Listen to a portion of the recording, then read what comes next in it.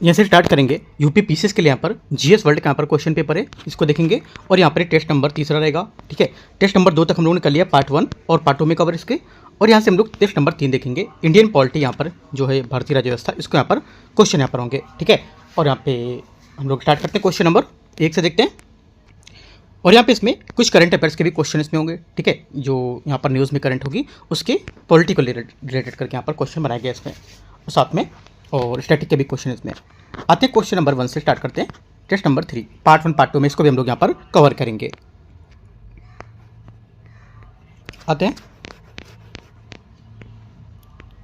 यहाँ पर। देखो एक बात आपको ध्यान रखना है, जो टेस्ट कोड है यहाँ पर 250126 है ना, 250126, ये 2026 जो है ना ये लास्ट में है। आपको ध्यान रखना है क्योंकि बहुत सारे लोग यहाँ पर क्या है, पहले जो पेपर है वो पहले की करा रहे हैं, 2024 2023 के पेपर को एडिट करके 26 लिखते रहे वहाँ। लेकिन यहाँ पर ऐसा नहीं है, यहाँ पर आपको पूरा लेटेस्ट मिलेगा। वो आपको कैसे पता करना है, क्योंकि लेटेस्ट यहाँ पर करंट अफेयर्स आपको देखने को मिलेगी, तो इस वजह से आपको लेटेस्ट मिलेगा पेपर, ठीक है। और तो ये सब डाउट से आपको क्लियर रहना है, क्योंकि बहुत सारे लोग अभी क्या कर रहे हैं, पहले के पेपर को यहाँ पर यूपी पीसीएस के 26 को 27 को बता करके यहाँ पर अभी करा रहे हैं, तो उससे ध्यान रखना है आपको, ठीक है। बिल्कुल यहाँ पर डाउट में नहीं रहना है। आते स्टार्ट करते क्वेश्चन नंबर 1 से। पहला क्वेश्चन है, निम्नलिखित में से कौन सा विकल्प भारत सरकार अधिनियम 1935 के प्रमुख विशेषताओं को सही रूप से प्रस्तुत करता है? आंसर क्या होगा? आंसर जाएगा, देखो भारत सरकार अधिनियम 1935 भारतीय संविधान की रीढ़ कहा जाता है, ठीक है। इसमें इसकी पहली बार प्रांतीय स्वायत्तता दी गई थी और संघ राज्य की समवर्ती सूची में प्रावधान किया गया था। ऑफिसियल शक्तियाँ गवर्नर जनरल के पास रखी गई थी, ठीक है। तो यहाँ से जो स्टेटमेंट होगा, बी स्टेटमेंट यहाँ से इसका करेक्ट आंसर होगा पहले का, ठीक है। क्वेश्चन नंबर 2 यहाँ से नीचे दिए गए यहाँ पर कथन और यहाँ पर कारण है, ठीक है। देखते हैं इसको। पहला बोला कथन और कारण। इसमें भारत परिषद अधिनियम 1909 ने सांप्रदायिक निर्वाचन प्रणाली की शुरुआत की थी। पहला क्या होगा? दूसरे का पहला स्टेटमेंट यहाँ से जो रहेगा ये करेक्ट है। सेकंड बात है, इस अधिनियम ने इस अधिनियम का उद्देश्य भारतीयों को शासन में अधिक प्रतिनिधित्व देना था। सेकंड बात क्या होगी? सेकंड बात भी करेक्ट है, क्योंकि जो 1909 का अधिनियम जो था, राइट, ये पार्लियामेंट्री सुधार वास्तव में सांप्रदायिक निर्वाचन की शुरुआत करता था। ये कथन पूर्णतः सही बताता है, क्योंकि साथ ही इसका उद्देश्य भारतीय जो भागीदारी थी उसको बढ़ावा था, है ना, इसलिए सही हो जाएगा। और ये सांप्रदायिक निर्वाचन की व्यवस्था का वास्तविकरण ब्रिटिश नीति थी, न कि केवल प्रतिनिधित्व था, ठीक है। यहाँ पर दोनों बातें सही है, लेकिन इसकी व्याख्या यहाँ पर ये नहीं कर रहा है। आंसर क्या होगा? बी यहाँ से करेक्ट आंसर है। क्वेश्चन नंबर 3 है, सूची को सूची 2 को मैच करना है अधिनियम और यहाँ पर इसका दे रखा विशेषता कौन कौन सी होगी। पहली बात है, तीसरे का ये बोला है कि 1773 का जो रेगुलेटिंग एक्ट है उसके बारे में, तो यहाँ पर क्या होगा? इसमें आपका रेगुलेटिंग एक्ट हो जाएगा ये आपका गवर्नर जनरल की परिषद की स्थापना। पिट्स इंडिया एक्ट जो जाएगा ये क्या होगा? बी का टू ब्रिटिश शासन का नियंत्रण होगा, ठीक है। उसके बाद आपका होगा चार्टर अधिनियम कंपनी का व्यापार प्रतिबंध। आंसर क्या होगा? ये यहाँ से करेक्ट आंसर है, ठीक है। आगे आते क्वेश्चन नंबर 4। भारत में संघीय न्यायालय की स्थापना किस अधिनियम के अंतर्गत की गई थी? करेक्ट आंसर चौथे का हो जाएगा, ये की गई थी 1935 अधिनियम, भारत शासन अधिनियम 1935 के अंतर्गत 1937 में संघीय न्यायालय की स्थापना हुई थी। बी चौथे का सही आंसर होगा। आगे आते क्वेश्चन नंबर 5। क्वेश्चन 5 है, निम्नलिखित में से कौन सा कथन चार्टर अधिनियम 1833 से संबंधित है? पांचवे का आंसर क्या होगा? चार्टर अधिनियम 1833 भारत के प्रशासन में क्रांतिकारी परिवर्तन किए थे, ठीक है। और इस अधिनियम द्वारा बंगाल के गवर्नर को भारत का गवर्नर जनरल घोषित किया गया था और पहली बार केंद्रीय विधि निर्माण की व्यवस्था भी इसी के तहत की गई थी और विधि सदस्य का पद भी सर्जित किया गया था। इसके साथ ही कंपनी के व्यापारिक कार्यों का पूर्णतः अंत कर दिया गया था और वित्त केवल प्रशासनिक संस्था ही रह गई थी। आंसर क्या होगा? सभी बातें यहाँ से इसकी करेक्ट है, 1 2 3, आंसर सी। क्वेश्चन नंबर 6, निम्नलिखित में से कौन सा कथन 1858 के अधिनियम से संबंधित नहीं है? इससे संबंधित नहीं है। आंसर हो जाएगा छठे का करेक्ट आंसर, उत्तराधिकारी सरकार इसका आंसर होगा, क्योंकि 1858 के अधिनियम द्वारा कंपनी शासन समाप्त कर ब्रिटिश क्राउन को प्रत्यक्ष शासन स्थापित किया गया था। भारत सचिव का पद सृजित हुआ था और उत्तरदायी सरकार की अवधारणा बाद में 1919 में आई थी, है ना। आंसर क्या होगा? सी छठे का करेक्ट आंसर है। क्वेश्चन 7 है, भारत में प्रांतीय स्वायत्तता की वास्तविक शुरुआत कब हुई थी? ये किससे होती है? आंसर हो जाएगा 7वें का करेक्ट आंसर सी 1935, ठीक है। 1919 के द्वैशासन 1919 का द्वैशासन वास्तविक स्वायत्तता 1935 से मिली थी। क्वेश्चन नंबर 8 है, अधिनियम वर्ष और इनकी विशेषता के सही यहाँ पर क्रम कौन कौन से होंगे? देखो पहला बोला 1977 नियंत्रण प्रशासन में, ये बात गलत है। दूसरा 1784 नियंत्रण व्यापार को लेकर के, ये भी गलत है। 1833 व्यापार प्रशासन, ये बात करेक्ट है क्योंकि 1833 में व्यापार जो है इसको समाप्त, प्रशासन पूर्णतः स्थापित किया गया था। आंसर 8वें का क्या होगा, ये डी नंबर करेक्ट है। क्वेश्चन 9, भारतीय संविधान का सर्वाधिक प्रभाव किस अधिनियम पर पड़ा था? 9वें का आंसर हो जाएगा, ये पड़ा था 1935, क्योंकि 1935 का अधिनियम भारतीय संविधान का प्रमुख स्रोत है और संघीय ढांचा, सूची प्रणाली, न्यायपालिका, प्रशासनिक संरचनाओं की। ठीक है, आंसर क्या होगा 9वें का, डी यहाँ से करेक्ट आंसर है। क्वेश्चन नंबर 10, निम्नलिखित में से कौन सा विकल्प संविधान सभा के गठन के और उसकी वैधानिकता के प्रतिनिधित्व को सही रूप में व्यक्त करती है? 10वें का आंसर हो जाएगा क्या करेक्ट आंसर, ये क्या होता है, ये संविधान सभा का गठन कैबिनेट मिशन योजना जो होती है, ठीक है, 1946 के अंतर्गत किया गया था, जो ब्रिटिश सरकार द्वारा भारत को सत्ता हस्तांतरण की दिशा में एक संवैधानिक प्रयास था। ठीक है, तो आंसर क्या होगा, 10वें का जो सी स्टेटमेंट है ये करेक्ट होगा। राइट, आगे आते क्वेश्चन नंबर 11। क्वेश्चन 11 है, नीचे दिए गए कथन और यहाँ पर कारण है। संविधान सभा की पहली बैठक 9 दिसंबर 1946 9 दिसंबर 1946 को हुई थी। पहला क्या होगा, 11वीं का पहला स्टेटमेंट यहाँ से करेक्ट है। ठीक है, और उस बैठक की अध्यक्षता डॉक्टर सत्यनारायण सिन्हा ने की थी, क्योंकि वे अस्थायी अध्यक्ष थे, किंतु अध्यक्षता का तद बैठक की स्थिति को व्याख्या नहीं करता, इस वजह से यहाँ पर स्वतंत्र होगा। अगली बात है, बताया मैंने आपको, है ना, देखो यहाँ पर इसलिए इसको मैच नहीं कर रहा क्योंकि यहाँ पर संविधान सभा की पहली बैठक की बात कर रहा है, तो यहाँ पर इस बैठक की अध्यक्षता की बात कर रहा है। सिंपल सा पॉइंट समझना, आप जैसे भी करते हो, ठीक है, कथन और कारण की व्याख्या वाला, मैं आपको दूसरे तरीके से बता रहा हूँ कि इसमें बोला कि उनकी बैठक को लेकर पूछ रहा है और यहाँ पर इसकी अध्यक्षता को लेकर बोला है, तो क्या डिफरेंस हो गया दोनों में? ठीक है, इस वजह से व्याख्या नहीं कर रहा है। राइट, आगे आते हैं क्वेश्चन नंबर 12। संविधान सभा की प्रमुख समितियों के संबंध में विचार करना है। प्रारूप समिति के अध्यक्ष डॉक्टर बी आर अम्बेडकर थे। 12वें का पहला स्टेटमेंट यहाँ से क्या होगा, ये करेक्ट है। संघीय शक्ति समिति के अध्यक्ष जवाहरलाल नेहरू थे। सेकंड बात भी यहाँ से करेक्ट है, संघीय शक्ति समिति के अध्यक्ष जवाहरलाल नेहरू थे, जो केंद्र राज्य संबंध के संबंधित थी। तीसरा, मौलिक अधिकार की समिति के अध्यक्ष सरदार पटेल। मौलिक अधिकार समिति के अध्यक्ष, सही बात है।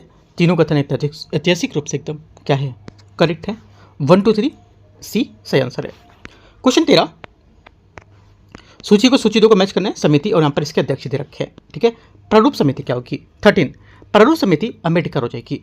ठीक है, बी आर अम्बेडकर। संघीय शक्ति समिति क्या होगी, बी संघीय शक्ति समिति आपकी नेहरू हो जाएगी। ठीक है, मौलिक अधिकार समिति सरदार पटेल।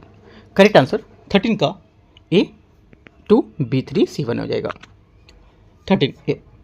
क्वेश्चन 14 14 नंबर है, संविधान सभा द्वारा भारतीय संविधान को औपचारिक रूप से अंगीकृत कब किया गया था? आंसर 14 का हो जाएगा, भारतीय संविधान का 26 नवंबर 1949 को अंगीकृत हुआ था, जबकि 26 जनवरी 1950 को क्या हुआ था, लागू हुआ था। आंसर 14 का क्या हो जाएगा, सी यहाँ से करेक्ट हो जाएगा, अंगीकृत पूछा है। ठीक है, क्वेश्चन 15 नंबर, भारतीय संविधान में राज्य के नीति निर्देशक तत्व किस देश के संविधान से लिए गए हैं? 15 का आंसर हो जाएगा ये आयरलैंड। ठीक है, नीति निर्देशक तत्व आयरलैंड के संविधान से लिए गए और सभी यहाँ से जो अमेरिका से, कनाडा और ऑस्ट्रेलिया में नहीं होगा। ठीक है, आगे आते हैं। आगे क्वेश्चन है, ऑस्ट्रेलिया से जो लिया गया वो समवर्ती सूची ली गई है ना। आगे क्वेश्चन 16 है, निम्नलिखित में से कौन सा कथन प्रस्तावना के संबंध में सही नहीं बताता है? प्रस्तावना के बारे में सही नहीं है, 16 का आंसर हो जाएगा, प्रस्तावना में संघीय शब्द का प्रयोग उल्लेख हुआ है। प्रस्तावना में संघीय शब्द का उल्लेख है, बी 16 का आंसर होगा, क्योंकि प्रस्तावना में संघीय शब्द का स्पष्ट उल्लेख नहीं है, यद्यपि ये भावना संघीय है। गलत पूछ रहा था, इस वजह से गलत यहाँ पर ये होगा, क्योंकि प्रस्तावना में संघीय शब्द का उल्लेख नहीं किया गया। ठीक है, आगे हैं क्वेश्चन नंबर 17। 17 नंबर है, प्रावधान सूची को सूची 2 में और इसके स्रोत देश बोला है कौन कौन से होंगे। 17 पहला ये बोला है कि न्यायिक पुनरावलोकन क्या होगा, न्यायिक पुनरावलोकन व मौलिक अधिकार कहाँ से, अमेरिका। राइट, तो 51 हो गया। मौलिक अधिकार भी आपका अमेरिका, एक मिनट थोड़ा सा डाउट है क्या, देख लेते हैं। 17 आपका एक, ठीक है, मौलिक अधिकार जो आपका हो जाएगा ये, हाँ ठीक है, 2 बार अमेरिका हो सकता है, B1 भी हो गया। मुझे लगा कि अब 3 है तो 3 ही। देखो यहाँ पर कुछ स्टेटमेंट में ऐसा है कि जैसे कि इसका भी अमेरिका और इसका भी अमेरिका हो रहा है ना, हो सकता है ऐसा स्टेटमेंट एग्जाम में। राइट, क्योंकि यहाँ पर अगर ऐसी स्थिति कब होगी, जब यहाँ पर 2 बार 1 दिया हो। ठीक है, देखो यहाँ पर 2 बार 1 दे रहा है, ऐसी स्थिति में तो क्या होगा, ये दोनों सही है। और संघीय व्यवस्था कहाँ से ली गई है, ये आपका 17 का हो जाएगा। क्या, ये कनाडा, ब्रिटेन यहाँ पे खाली हो गया आपका। ठीक है, आगे आते हैं। तो आंसर क्या होगा, 17 का आंसर ए करेक्ट है। आगे क्वेश्चन 18 है, निम्नलिखित में से कौन सा कथन भारतीय संविधान की लोकतांत्रिक प्रकृति की को सर्वाधिक रूप से क्या करता है, स्पष्ट करता है। आंसर हो जाएगा 18वें का करेक्ट आंसर, सार्वभौमिक वयस्क मताधिकार इसका सही आंसर होगा, है ना। ए आंसर क्या होगा इसका, करेक्ट आंसर होगा 18 का, क्योंकि सार्वभौमिक वयस्क मताधिकार लोकतंत्र की आत्मा है और ये प्रत्येक नागरिक को समान राजनीतिक अधिकार देता है, और ये विकल्प सहायक तत्व है, और ये लोकतंत्र के मूल अधिकार पर मताधिकारी होता है। आंसर 18 का है। क्वेश्चन 19, निम्नलिखित में से कौन सा विकल्प भारतीय संविधान की प्रस्तावना की प्रकृति, न्याय की स्थिति एक एवं संशोधन करने को सही क्रम के समाहित करती है। आंसर 19 का क्या होगा, 19 का हो जाएगा सी, यहाँ से करेक्ट है। प्रस्तावना संविधान का अंग है और संशोधन योग्य होता है, 19 का सी, क्योंकि प्रारंभ में बेकारी केस 1960 में सर्वोच्च न्यायालय ने प्रस्तावना को संविधान का भाग नहीं माना था, किंतु केशवानंद भारतीवाद 1973 में न्यायालय ने स्पष्ट किया कि प्रस्तावना संविधान का अभिन्न अंग होगा तथा अनुच्छेद 368 के अंतर्गत संशोधित की जा सकती है, और बशर्ते मूल संरचना न बदले इसका। ठीक है, आंसर क्या होगा, सी करेक्ट है। क्वेश्चन नंबर 20 आते हैं 20, नीचे दिए गए पर कथन और कारण है। भारतीय संविधान में समाजवादी और पंथनिरपेक्ष शब्द 1976 में जोड़े गए थे। 20 का पहला स्टेटमेंट यहाँ से करेक्ट है। ठीक है, भारतीय संविधान के अधिनियम 1976 द्वारा प्रस्तावना में समाजवादी, पंथनिरपेक्ष और अखंडता जोड़े गए थे, और क्योंकि यह ऐतिहासिक तथ्य है और यहाँ पर सही भी है। ठीक है, सीधे सीधे कथन यहाँ पर इसकी बता रहा है। सेकेंड बात है, बालेश्वर संविधान संशोधन अधिनियम प्रस्तावना में संशोधन किया गया था, ये बात क्या होगी, ये बात भी करेक्ट है इसकी, दोनों बातें करेक्ट हैं। ठीक है, आगे आते क्वेश्चन 21, प्रस्तावना के संबंध में निम्नलिखित कथन पर विचार करना है। प्रस्तावना संविधान के उद्देश्यों को व्यक्त करती है। 21 पहला एकदम करेक्ट है, क्योंकि प्रस्तावना को संविधान की आत्मा एवं दर्शन कहा जाता है। सेकेंड बात है, प्रस्तावना में संघीय शब्द का उल्लेख स्पष्ट रूप से किया गया है। सेकेंड बात यहाँ से गलत है, क्योंकि संघीय शब्द का स्पष्ट उल्लेख प्रस्तावना में नहीं बल्कि यद्यपि भावना संघीय होगी इसकी। ठीक है, सेकेंड यहाँ से गलत हो जाएगा। तीसरी बात है, प्रस्तावना सामाजिक, आर्थिक और राजनीतिक न्याय की अवधारणा से समाहित करती है, ये बात करेक्ट है, क्योंकि प्रस्तावना न्याय के 3 रूप सामाजिक, आर्थिक और राजनीतिक को स्पष्ट रूप से दर्शाती है ना। 1 और 3 यहाँ से क्या होगा, इसकी बात करेक्ट हो जाएगी, 1 और 3 ए। क्वेश्चन 22 है, सूची को सूची 2 को मैच करना है। देखते हैं यहाँ पर इसका वाद, ठीक है, और यहाँ पर इसके सिद्धांत कौन कौन से हैं। पहली बात है, पहला बोला इसमें कि बेकारीवाद। ठीक है, 22 बेकारीवाद 1960 में प्रस्तावना को संविधान का भाग नहीं माना गया था। ठीक है, तो क्या हो जाएगा, ये हो जाएगा आपका ये हो गया।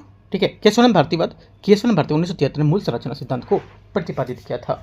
ठीक है, और मिनर्वा मिल्सवाद जो था, इसने प्रस्तावना की केंद्रीयता को सुदृढ़ किया था।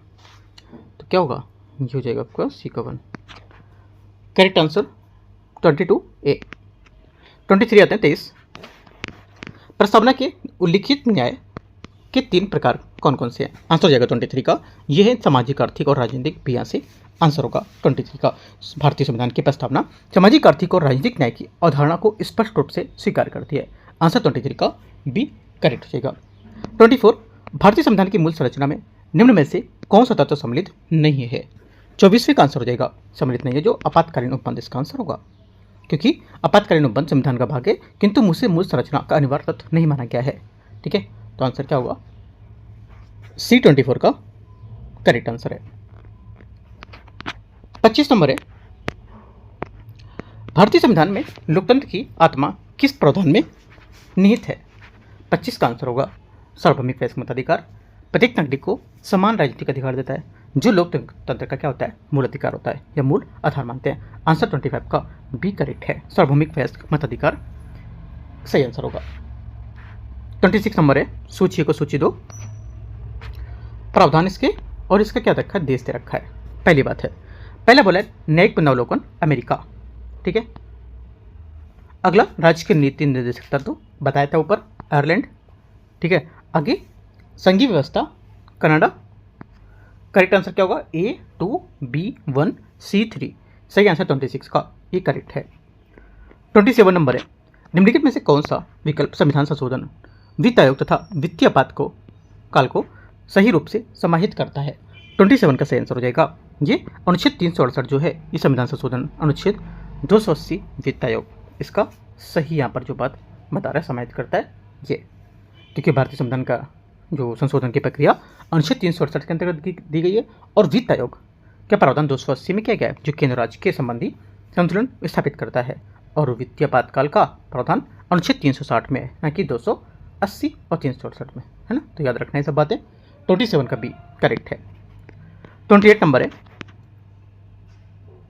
निम्नलिखित में से कौन सा कथन भारतीय संविधान के लोकतांत्रिक समाजवादी पंथनिरपेक्ष इस प्रकृति को सर्वाधिक स्पष्ट करता है।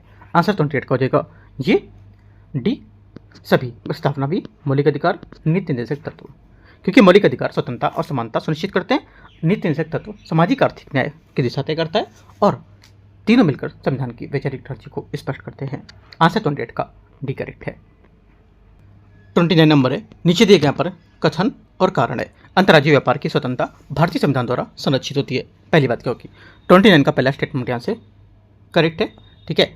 आर्टिकल जो 301 से 300 मतलब 301 से 307 के अंतर्गत अंतर्राज्यीय व्यापार, वाणिज्यिक और समागम की स्वतंत्रता का प्रावधान किया गया है, ठीक है। और ये कथन संविधान के भाग 13 से संबंधित है। कथन और कारण दोनों के तथ्यात्मक रूप से सही कारण यहाँ पर बता रहा है, तो ये स्वतंत्रता का अनुच्छेद 301 के साथ दोनों बातें सही है, ठीक है। आंसर क्या होगा, ये करेक्ट है, एकदम सही बातें बता रहे हैं। क्वेश्चन नंबर 30, देखो आज हम लोग क्या करेंगे, आज पूरी कोशिश करेंगे कि अपना यूकेटी का जो टेस्ट है ना, वो लेकर आएंगे हम लोग। आज काफ़ी अच्छे क्वेश्चन लेंगे, है ना। ज़्यादातर जो कोचिंग टेस्ट है, कोचिंग के जो टेस्ट है, उन सबसे अच्छे क्वेश्चन फ्रेम करने की कोशिश यहाँ पर हम लोग कर रहे हैं, है ना। आज यहाँ पर रेडी हो जाएगा क्वेश्चन, तो हम क्या करेंगे 3 से 4 बजे के बीच में आज यूकेटी का अपना पहला टेस्ट हम लोग लेकर आएंगे। बल्कि हम लोग 1-2 पेपर कर चुके हैं इसके, वो सिर्फ आपके एक तरह से डेमो पेपर थे, वो दिखाए कैसे कैसे पेपर हो सकते हैं आके, राइट। तो अब हम लोग यहाँ से जो पहला पेपर स्टार्ट करेंगे वो आज से करेंगे। कोशिश करते हैं कि सब्जेक्ट कौन सा रखा जाए, आप सब्जेक्ट बता दो, तो करीब 2-3 पेपर उनका मैं टेस्ट 1 दे दूंगा। जो यहाँ पर अब सब्जेक्ट पहला बताओ कि ज्योग्राफी का रखना है या पॉलिटी का रखना है या कोई और रखना है, आप बता सकते हो। बाकी फिर मैं अपने अकॉर्डिंग तो करूँगा, है ना। आप लोगों के भी सजेशन से हम लोग यहाँ पर आगे बढ़ेंगे, ठीक है। 30 क्वेश्चन यहाँ से क्या हो गए, 30 क्वेश्चन, अच्छा क्या 29 देख चुके थे ना, 30 आते हैं। 30 नंबर है, इसमें बोला है कि अनुच्छेद 315, ठीक है, 323 से और 280, जिनमें से मैं आप पर बताना है कौन कौन से इसका सही हो रहा है मैच। जैसे कि 315 जो है यूपीएससी और राज्य लोक सेवा आयोग के सम्मानित होता है उससे, तो ये हो जाएगा। और 323 ये जो होता है ये क्या होता है, प्रशासनिक न्यायाधिकरण से जुड़ा होता है, ठीक है। और 280 किससे होता है, 280 आपका होता है वित्त आयोग से, ना कि नियंत्रक मामले का परीक्षक। नियंत्रक मामले परीक्षक का कितना होता है आर्टिकल, ये 148 होता है ना। आंसर क्या होगा, 1-2 करेक्ट है, 2 बातें। क्वेश्चन 31 है, 31 नंबर क्वेश्चन, सूची को सूची 2 को मैच करना है। वैधानिक संस्था और यहाँ पर अनुच्छेद कौन कौन से इसके हो रहे हैं, जैसे कि वित्त आयोग अनुच्छेद अभी बताया था मैंने 280, संघ लोक सेवा आयोग अभी ऊपर आपने देखा है, संघ लोक सेवा आयोग यूपीएससी आपका 315, वित्तीय आपातकाल भी आप ऊपर देख चुके हो, बताया था मैंने 360, और संविधान संशोधन 280 नहीं होगा, थोड़ा सा मिस्टेक हो गया ना। वित्त आयोग आपका 280 बताया सही, लेकिन मिस्टेक गलत कर, 380 ये होगा, संघ लोक सेवा ये होगा, आपातकालीन ये होगा, संविधान संशोधन 368 होगा, ठीक है। ऐसे करेक्ट आंसर क्या होगा, 31 का ये करेक्ट है, ठीक है। 32 नंबर है, निम्नलिखित में से कौन सा विषय समवर्ती सूची में सम्मिलित है, समवर्ती सूची में से कौन सम्मिलित है, करेक्ट आंसर हो जाएगा 32 का ये सी शिक्षा, ठीक है। 42वें संविधान संशोधन अधिनियम 1976 में बाद में शिक्षा को राज्य सूची से हटाकर समवर्ती सूची में रखा गया था। अब पुलिस और सार्वजनिक स्वास्थ्य राज्य सूची के विषय हैं, जबकि विदेश नीति में संघ सूची में आती है। आंसर क्या होगा, सी आंसर इसका करेक्ट आंसर हो जाएगा, ठीक है। आगे देखते हैं क्वेश्चन नंबर अगला क्वेश्चन है 33 नंबर, भारतीय संविधान में संघीय ढांचा किस सूची प्रणाली द्वारा संतुलित किया गया है, बताना है आपको। करेक्ट आंसर क्या होगा, करेक्ट आंसर हो जाएगा 33 का आंसर ये त्रिसूची प्रणाली, इसका सही आंसर होगा सी नंबर 33 का, क्योंकि संघ और राज्य सूची, समवर्ती सूची, 3 सूचियों में भारतीय संघवाद की रीढ़ है जो शक्तियों को संतुलन बनाती है। 34 आते हैं, सूची को सूची 2 को मैच करना है प्रावधान और इनके क्या क्या विषय हैं। पहली बात, आर्टिकल 312 अनुच्छेद 312 जो है ये क्या करता है, ये अखिल भारतीय जो सेवाएं हैं उसको लेकर के एक 1 बी सी डी लिख लेते हैं।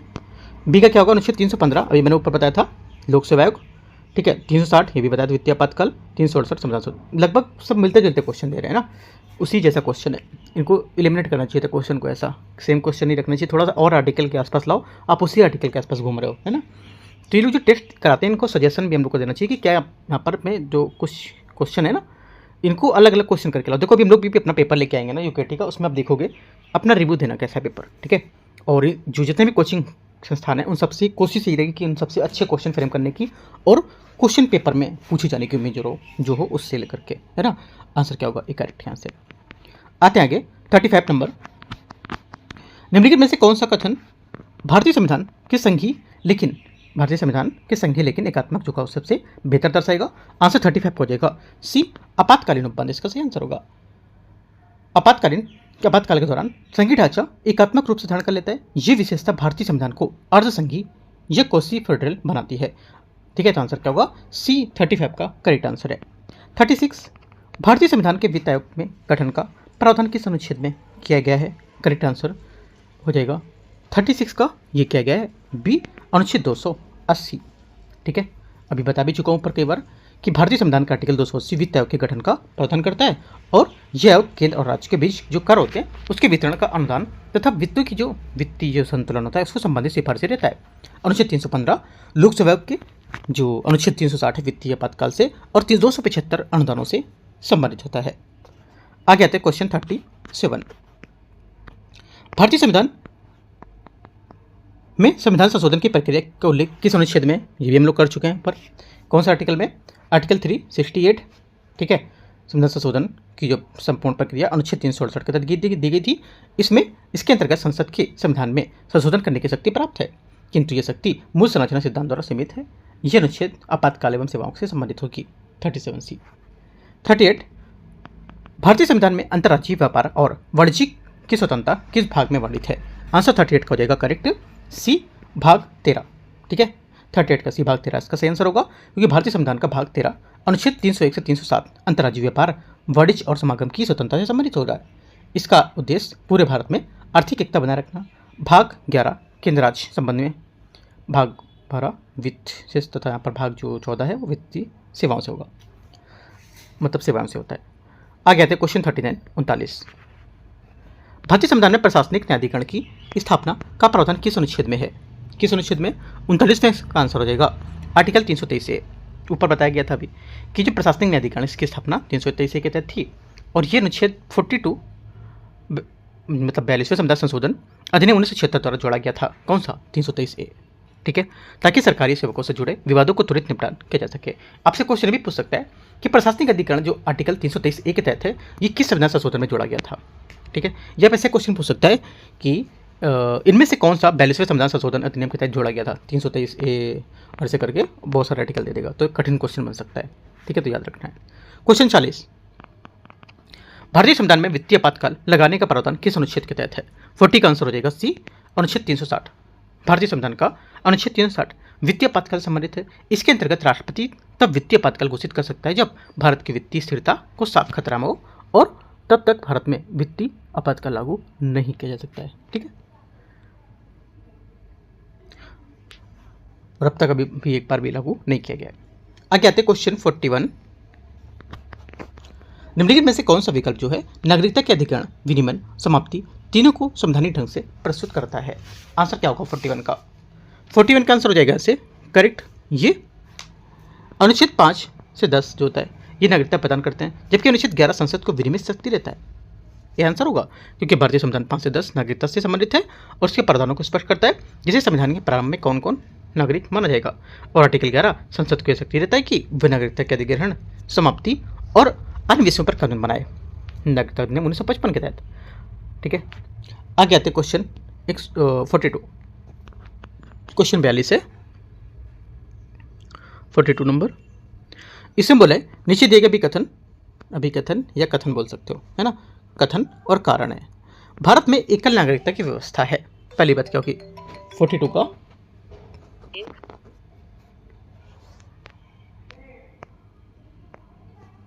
42 है, यहाँ पर भारत में एकल नागरिकता की व्यवस्था है, ठीक है। तो क्या होगा पहला 42 का जो पहला स्टेटमेंट है ये आपका क्या हो जाएगा यहाँ से करेक्ट है, क्योंकि भारतीय संविधान में एकल नागरिकता का प्रावधान है, अर्थात राज्य की अलग नागरिकता नहीं हो सकती है और सभी नागरिक केवल भारत के नागरिक होते हैं, ठीक है। इसका तात्पर्य होता है कि जो भारतीय नागरिक संविधान जो संविधान है यद्यपि संघीय है, लेकिन उसमें एकात्मक प्रवृत्तियाँ अधिक हैं, ऐसे जैसे कि एकल संविधान, एकल न्यायपालिका, आपातकाल के उपबंध को लेकर के।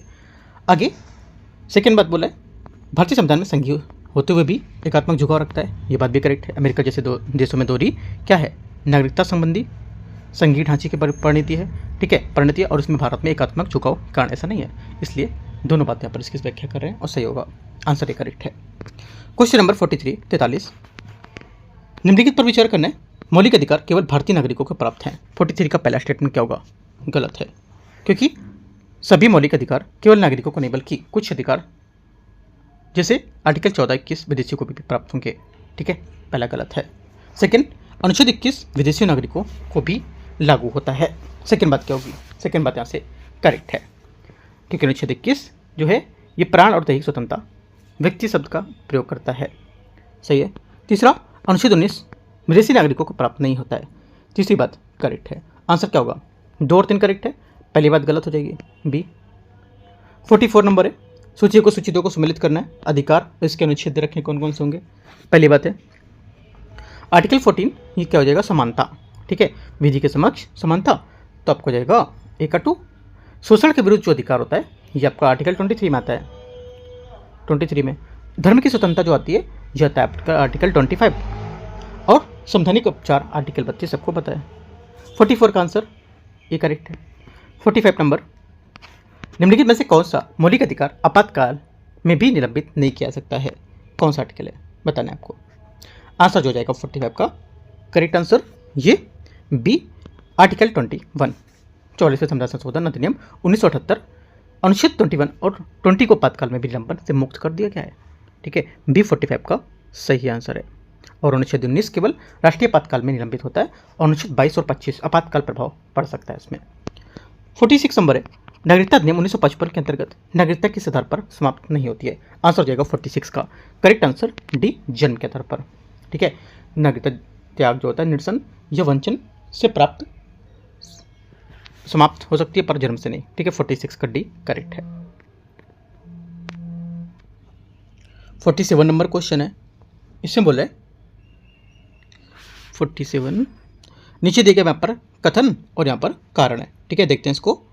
इसमें अनुच्छेद 32 को संविधान की आत्मा है ना, संविधान की आत्मा और कहा गया है, पहली बात। दूसरी बात यहाँ पर ये मौलिक अधिकारों का प्रवर्तन का माध्यम होता है, 2 बातें दे रखी हैं। तो देखो यहाँ पर जो पहली बात है ये क्या होगी, इसकी करेक्ट हो जाएगी, ठीक है, और दूसरी बात जो यहाँ पर है ये भी बात इसकी करेक्ट है, दोनों बात एकदम सही है, तो आंसर क्या होगा, ए 47 का करेक्ट आंसर है, इसकी व्याख्या भी कर रहा है। 48 नंबर है, कौन सा मौलिक अधिकार केवल नागरिकों को प्राप्त होता है, 48 का आंसर हो जाएगा अनुच्छेद 19 सिर्फ नागरिकों को यहाँ पर प्राप्त है, ठीक है। आगे आते हैं क्वेश्चन नंबर 49 है, भारतीय संविधान के नागरिकता प्लस मौलिक अधिकार प्लस समानता के बीच संबंध को सबसे सटीक निष्कर्ष कौन बताता है, आंसर हो जाएगा अनुच्छेद 14 और 21 व्यक्ति आधारित है, जबकि अनुच्छेद 19 नागरिक आधारित होगी, इसलिए सी यहाँ पर सबसे संतुलित और यहाँ पर संवैधानिक उत्तर होगा, सी यहाँ से सही आंसर है। क्वेश्चन 50, निम्नलिखित में से कथनों पर विचार करना है, अनुच्छेद 14 केवल औपचारिक समानता की बात करता है, पहला क्या होगा, 50 का पहला स्टेटमेंट यहाँ से क्या होगा, गलत होगा क्या, 50 का पहला, हाँ ठीक है, पहला गलत होगा, क्योंकि देखो आर्टिकल 14 जो है औपचारिक समानता की बात करता है, गलत है, क्योंकि यहाँ पर जो 14 अनुच्छेद है ये भारतीय संविधान में केवल औपचारिक समानता तक सीमित नहीं, बल्कि यहाँ पर यथार्थपरक यह सार्थक समानता है ना, सब्सट्रैक्टिव जो क्वालिटी होती है, इक्वलिटी, उसको लेकर के था सिद्धांत स्थापित करना, जैसा कि रुयप्पा और मेनका गांधी जो केस था उसमें बताया गया था, पहली बात गलत होगी। सेकेंड बात है, अनुच्छेद 16(4) वर्ग आधारित आरक्षण का संवैधानिक आधार प्रदान करता है, सेकेंड बात करेक्ट है, क्योंकि आर्टिकल 16(4) जो है ये राज्य को पिछड़े वर्गों के आरक्षण के अधिकार देता है, परंतु ये सक्षमकारी प्रावधान है, मतलब सक्षमकारी प्रावधान है लेकिन अनिवार्य नहीं है, ठीक है, ध्यान रखना है। तीसरी बात है, समान कार्य के लिए समान वेतन एक मूल अधिकार होगा, तीसरी बात यहाँ से क्या होगी, गलत है, क्योंकि समान कार्य के लिए समान वेतन कोई मूल अधिकार नहीं है, और यह अनुच्छेद 39D के अंतर्गत नीति निर्देशक तत्वों की जिसे Ranbir Singh V versus union of India में न्यायिक मान्यता मिली थी, इसमें मौलिक अधिकार का दर्जा नहीं दिया गया है, अतः पर तीसरा गलत होगा। आंसर क्या होगा, तीसरा गलत है, पहला गलत है, सिर्फ दूसरा करेक्ट है, डी। क्वेश्चन नंबर 51 है, 51 नंबर क्वेश्चन देखते हैं। इसमें बोले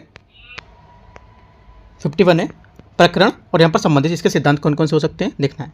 देखो यहाँ पे बोला मेनका गांधीवाद। मेनका गांधीवाद नाम भारत संघवाद 1978 में सर्वोच्च न्यायालय ने स्थापित किया था कि अनुच्छेद 21 में विधि द्वारा स्थापित प्रक्रिया केवल कोई भी प्रक्रिया नहीं बल्कि यहाँ पर न्यायसंगत, उचित और तर्कसंगत होनी चाहिए। पहली बात करेक्ट है। सेकंड, गोलकनाथवाद संसद की संशोधन की शक्ति क्या होगा? सेकंड बात यहाँ से ये गलत हो जाएगी क्योंकि गोलकनाथवाद 1967 में कहा गया था कि संसद मूल अधिकारों के संशोधन नहीं कर सकती है, इसलिए इसे संसद की संशोधन शक्ति के विस्तार से नहीं बल्कि सीमांकन से जोड़ाता है। दूसरा गलत है। तीसरा, केशवानंद भारतीवाद मूल संरचना सिद्धांत। तीसरा क्या होगा? ये तीसरा स्टेटमेंट करेक्ट है इसका, ठीक है। आंसर क्या होगा? 1 और 3 सही है, ए नंबर। 52 नंबर क्वेश्चन 52, निम्नलिखित में से कौन सा अधिकार आपातकाल अनुच्छेद 352 में निलंबित नहीं किया जा सकता है? 52 का सही आंसर क्या होगा? 52 का सही आंसर बी करेक्ट है, जीवन और दैहिक स्वतंत्रता का अधिकार। 52 का बी, ठीक है, क्योंकि आपातकाल के दौरान अधिकांश मूल अधिकारों को अनुच्छेद 359 के अंतर्गत निलंबित किया जा सकता है, परंतु 44वें संविधान संशोधन अधिनियम 1978 के बाद अनुच्छेद 20 और 21 को अपवाद बना दिया गया था। आर्टिकल 21 जीवन और दैहिक स्वतंत्रता को किसी भी परिस्थिति में निलंबित नहीं किया सकता है, चाहे वह युद्ध या बाह्य आक्रमण या सशस्त्र विद्रोह क्यों ही ना हो। और समानता का अधिकार अनुच्छेद 14 धर्म की स्वतंत्रता अनुच्छेद और उस पर शिक्षा का अधिकार आपातकाल सीमित या निलंबित हो सकते हैं, ठीक है। 52 का भी करेक्ट आंसर है। 53 नंबर है, निम्नलिखित में से कथनों पर विचार करना है। बंदी प्रत्यक्षीकरण केवल अवैध निरोध के विरुद्ध उपलब्ध होते हैं। 53 का पहला स्टेटमेंट करेक्ट हो जाएगा, ठीक है, क्योंकि बंदी प्रत्यक्षीकरण जो हैबियस कॉर्पस होता है, कॉर्पस, ये इसका उद्देश्य होता है कि व्यक्ति की अवैध निरोध से मुक्ति होना, ठीक है। पहली बात करेक्ट है। सेकंड, परमादेश विधायी निकाय को भी जारी कर सकता है, ये जारी किया सकता है। सेकंड बात क्या होगी? सेकंड बात यहाँ से इसकी गलत हो जाएगी क्योंकि परमादेश विधायी निकाय या राष्ट्रपति राज्यपाल को जारी नहीं किया सकता है, ये केवल लोक प्राधिकारों के प्रशासनिक कर्तव्य होता है, तो ये गलत होगा। प्रतिशत निचली अदालतों के रोक हेतु किए जाने का अधिकार होता है ना, ये बात करेक्ट होगी। 1 और 3 सही है। 53 का ए स्टेटमेंट करेक्ट आंसर है। 54 सूची का सूची 2 अनुच्छेद 15(4), ठीक है, अनुच्छेद 15(4) है सामाजिक और शैक्षिक रूप से पिछड़े वर्ग के लिए विशेष प्रावधानों से संबंधित होना, ठीक है। क्या होगा? पहले यहाँ से जो रहेगा ये फर्स्ट हो जाएगा पिछड़े वर्ग। अनुच्छेद 16(4) सार्वजनिक सेवाओं में पिछड़े वर्गों के लिए आरक्षण का आधार होता है। सेकंड क्या होगा? सेकंड यहाँ से ये बी का 2। अगला अनुच्छेद 29 अल्पसंख्यक संस्कृति, ये क्या होगा? सी का 3 हो जाएगा, है ना, क्योंकि अल्पसंख्यक संस्कृति जो है ये आर्टिकल 29 अल्पसंख्यकों की भाषा, लिपि और संस्कृति की रक्षा करता है। आंसर क्या होगा? आंसर हो जाएगा 54 का, एक करेक्ट है। 55 नंबर आते हैं 55, अनुच्छेद 32 के संबंध में निम्नलिखित में कौन सा कथन सबसे अधिक उपयुक्त सही बताता है? 55 का करेक्ट आंसर हो जाएगा ये डॉक्टर बी आर अम्बेडकर के अनुसार अनुच्छेद 32 को संविधान की आत्मा कहा जाता है, क्योंकि ये न केवल मूल अधिकारों की रक्षा के समान साधन है बल्कि स्वयं एक मूल अधिकार भी होता है। ये सर्वोच्च न्यायालय को का मूल अधिकारों के प्रवर्तन हेतु रिट जारी करने की शक्ति देता है और ये नीति निर्देशक तत्व नहीं है और 44वें संविधान संशोधन के बाद इसे स्वतः निलंबित नहीं किया सकता है, ठीक है। आंसर 55 का बी। क्वेश्चन 56 है, निम्नलिखित में से कौन सा कथन मौलिक अधिकार नहीं है? आंसर 56 का हो जाएगा बी, समान कार्य के लिए समान वेतन इसका सही आंसर होगा। अभिव्यक्ति की स्वतंत्रता अनुच्छेद 19, धार्मिक स्वतंत्रता अनुच्छेद 25 और विधि की समानता अनुच्छेद 14 मूल अधिकार है, ठीक है। 55 का बी करेक्ट हो गया। और समान कार्य के लिए समान वेतन अनुच्छेद 39 टी के अंतर्गत नीति तत्व है, मौलिक अधिकार नहीं। 57 आते हैं, अनुच्छेद 21 का विस्तार निम्नलिखित में से किसके माध्यम से हुआ है बताना है आपको।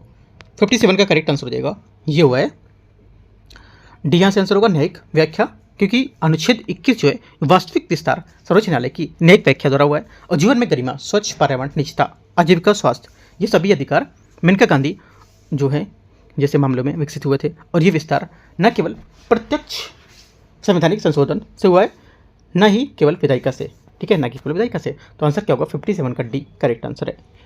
58 नंबर 58, निम्नलिखित में से कौन मूल अधिकारों का संरक्षक होता है? करेक्ट आंसर क्या होगा? 58 का सी, सर्वोच्च न्यायालय इसका सही आंसर होगा। मौलिक अधिकारों का संरक्षक सर्वोच्च न्यायालय, जिसे अनुच्छेद 32 द्वारा यह शक्ति प्राप्त होती है और संसद कानून बनाती है। राष्ट्रपति संवैधानिक प्रमुख होता है और मंत्रिपरिषद कार्यपालिका का अंग होता है। परंतु अधिकारों की अंतिम रक्षा न्यायपालिका ही करेगी। सी। क्वेश्चन नंबर 59, अनुच्छेद 12 में राज्य की परिभाषा में निम्न में से कौन शामिल नहीं है? 59 का आंसर क्या होगा? 59 का आंसर हो जाएगा यहाँ से सी, निजी विश्वविद्यालय इसका आंसर होगा। आर्टिकल 12 के अंतर्गत राज्य में संसद, राज्य विधानमंडल, सरकार, स्थानीय प्राधिकरण तथा वे निकाय आते हैं जो राज्य के नियंत्रण में होते हैं, और निजी विश्वविद्यालय समानता राज्य के नियंत्रण में नहीं होते हैं, अतः वे राज्य की परिभाषा नहीं आएंगे उसमें। 59 का सी करेक्ट है। क्वेश्चन 60 विचार करना है। अनुच्छेद 14 केवल विधायी कार्यों के विरुद्ध समानता प्रदान करता है। पहली बात यहाँ से क्या होगी? इसका गलत है ना? क्यों गलत है? क्योंकि अनुच्छेद 14 जो होता है इसका विस्तार केवल विधायी कार्यों तक सीमित नहीं है, बल्कि यहाँ पर कार्यपालिका, विधायिका और न्यायपालिका के तीनों पर लागू होता है, जैसा कि जो ईपी रोयमप्पा मेनका गांधी केस था उसमें बताया गया था। सेकेंड बात है, अनुच्छेद 15(4) को सामाजिक एवं पिछड़े वर्गों के लिए उपबंध को अनुमति देता है, ये बात करेक्ट है। तीसरा, अनुच्छेद 16(4) के अंतर्गत आरक्षण मूल अधिकार होता है, ये बात भी सही है। 2 और 3 इसका करेक्ट है। ये मैं क्वेश्चन ऐसा करा चुका हूँ ऊपर, है ना? इसमें कुछ क्वेश्चन कॉपी भी हो रहे हैं इनके, है ना? तो आगे आते हैं, देखते हैं। फिलहाल कुछ नहीं कह सकते क्योंकि अपना टेस्ट पेपर नहीं है, ये जीएस वर्ल्ड क्लासेस का टेस्ट पेपर है ना?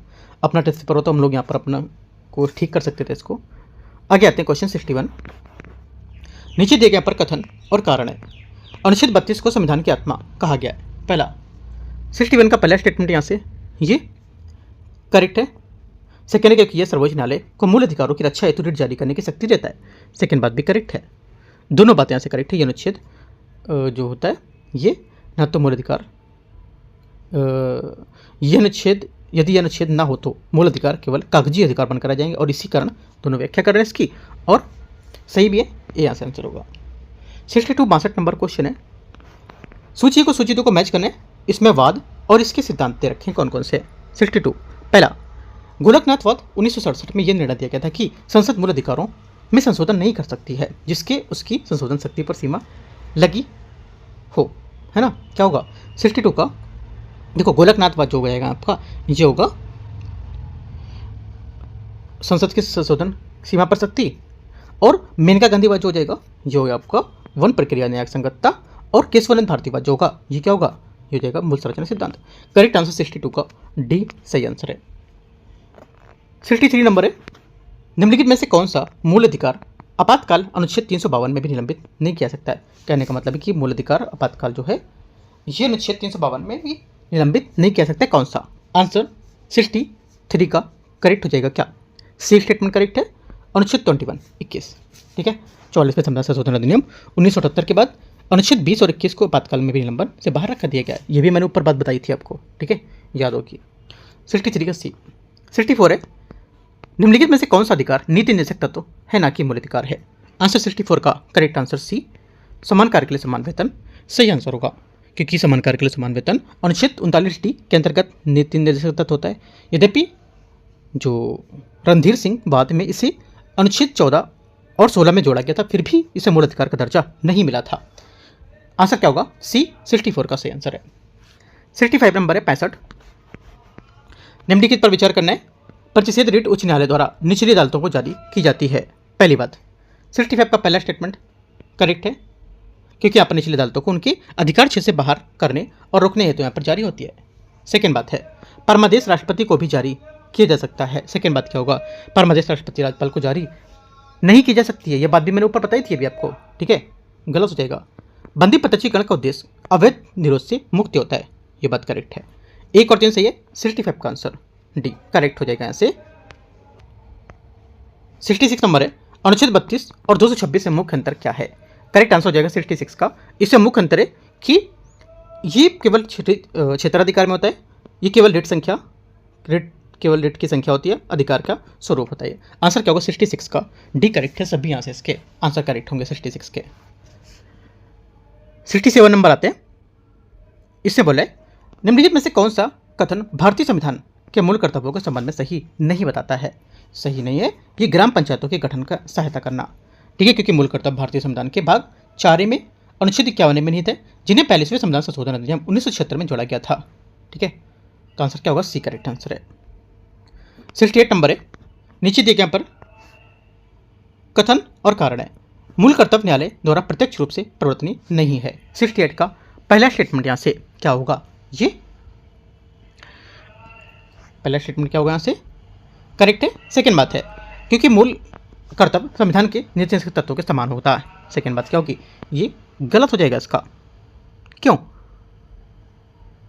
क्योंकि न्यायालय व्याख्या करते समय कानून की वैधता जांचते समय मूल कर्तव्य जो होता है उसको सहायक आधार के रूप में प्रयोग करता है और इन्हें नीति तत्व के समकक्ष नहीं बनाता है। आंसर 68 का सी करेक्ट है। 69 नंबर 69 नंबर क्वेश्चन है, सूची को सूची 2 को मैच करते हैं विषय और यहाँ पर इसके संवैधानिक आधार हैं कौन कौन से, देखते हैं। पहला, वैज्ञानिक दृष्टिकोण का विकास होना, है ना, क्या हो जाएगा 69 का यहाँ से 51 ये एच हो जाएगा।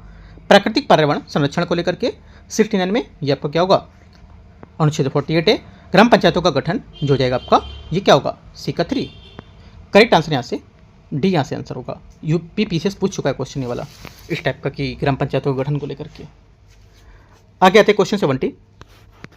मूल कर्तव्य जो होते हैं उसके संविधान में जोड़ने का आधार किस समिति की सिफारिश पर था, बताने आपको किस समिति की सिफारिश पर था। आंसर हो जाएगा 70 का करेक्ट आंसर ये स्वर्ण सिंह समिति इसका सही आंसर होगा। मूल कर्तव्य को 42वें संविधान संशोधन अधिनियम 1976 द्वारा जोड़ा गया था जिसका आधार स्वर्ण सिंह समिति की सिफारिश थी और संथानम समिति भ्रष्टाचार सरकारी आयोग केंद्र राज्य संबंध और अशोक मेहता समिति पंचायती राज से संबंधित हैं। ये सब याद रखना है। 71 है, मूल कर्तव्यों की संख्या प्रारंभ में 10 थी। 71 का पहली बात करेक्ट है क्योंकि 42वें संविधान संशोधन में प्रारंभ में 10 मूल कर्तव्य जोड़े गए थे, पहली बात सही है। 86 संविधान संशोधन अधिनियम द्वारा एक नया मूल कर्तव्य जोड़ा गया था, सेकंड भी सही है।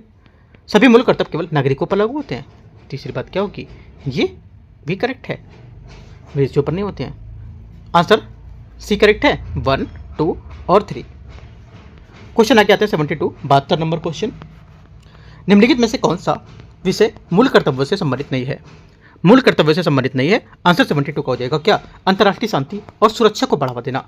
ये क्या होगा ये नीति तत्व अनुच्छेद 51 का विषय होता है, मूल कर्तव्य का नहीं है। अन्य तीनों विकल्प यहाँ से स्पष्ट रूप से अनुच्छेद 51 के मूल कर्तव्य के अंतर्गत होंगे। आगे आते हैं 73 नंबर क्वेश्चन। नीचे दिए गया विकथन या कथन और कारण है, देखते हैं इसको। मूल कर्तव्य नागरिकों के राष्ट्रभक्ति और संशासन की भावना की विकसित करते हैं। 73 का पहला क्या होगा करेक्ट है, सही बात है क्योंकि मूल कर्तव्य सीधे दंडात्मक कानूनों को द्वारा परिवर्तित नहीं होते हैं। ये बात गलत हो जाएगी क्योंकि वे प्रत्यक्ष रूप से दंडात्मक कानूनों द्वारा परिवर्तनीय नहीं है। हालांकि संसद मूल कर्तव्य को लागू करने के लिए कानून बना सकती है। आंसर क्या होगा 73 का सी करेक्ट है। 74 नंबर है, सूची को सूची 2 को मैच करना है संशोधन और इसके परिवर्तन कौन कौन से हैं। पहली बात है 42वां संविधान संशोधन मूल कर्तव्य जो होता है ना, ये मूल कर्तव्य जोड़े गए थे इसमें, राइट। और 86 संविधान संशोधन बच्चों की शिक्षा से संबंधित जो कर्तव्य थे वो होंगे, ठीक है, और शिक्षा संबंधी कर्तव्य। 44वां संविधान संशोधन आपातकालीन अधिकारों पर नियंत्रण और मौलिक अधिकारों की सुरक्षा। करेक्ट आंसर 74 का डी। 75 नंबर क्वेश्चन आते हैं, मूल कर्तव्यों की अवधारणा जो होती है ये भारतीय संविधान में किस देश से प्रेरित है। आंसर हो जाएगा 75 का करेक्ट आंसर सी रूस इसका आंसर हो जाएगा, ठीक है। मूल कर्तव्य यूएसएसआर रूस होगा और ब्रिटेन संसदीय प्रणाली, ब्रिटेन में संसदीय प्रणाली, अमेरिका मौलिक अधिकार, फ्रांस स्वतंत्रता समानता के लिए जाना जाएंगे। 76 आते हैं, मूल कर्तव्यों को संविधान में शामिल करने का मुख्य उद्देश्य था। मुख्य उद्देश्य था क्या उद्देश्य था? ये उद्देश्य था कि मूल कर्तव्य का उद्देश्य नागरिकों को यह स्मरण कराना कि अधिकारों के साथ साथ कर्तव्य भी आवश्यक होते हैं। ये संविधान के अधिकार, कर्तव्य और संतुलन की भावना से दृढ़ करता है, न कि दंडात्मक नियंत्रण के अधिकारों के। आंसर क्या होगा 76 का सी करेक्ट है। तो इस टाइप से हम लोग यहाँ पर 76 क्वेश्चन ही आज कवर करेंगे, ठीक है। टेस्ट नंबर आपका तीसरा है ये, राइट, तीसरा और पॉलिटी का। कर हम लोग यहाँ से इसको खत्म करेंगे इसी टेस्ट को 77 से 150 करके टेस्ट नंबर 3 विकल्प खत्म हो जाएगा, ठीक है। फिर अगला स्टार्ट करेंगे टेस्ट नंबर 4। फिर हम लोग अपने टेस्ट में आएंगे, आज कोशिश करेंगे शाम को, अगर शाम को नहीं होगा तो कल सुबह हम लोग अपना यूकेटी का टेस्ट नंबर 1 भी कवर करेंगे साथ में, ठीक है। तो एंड करते हैं से इसको, और हम लोग यहाँ पर पहले कर चुके हैं 7 से 8 पेपर कर चुके हैं DIS के, वो भी आप देख सकते हो, ठीक है। एंड करते हैं। All the best, thank you.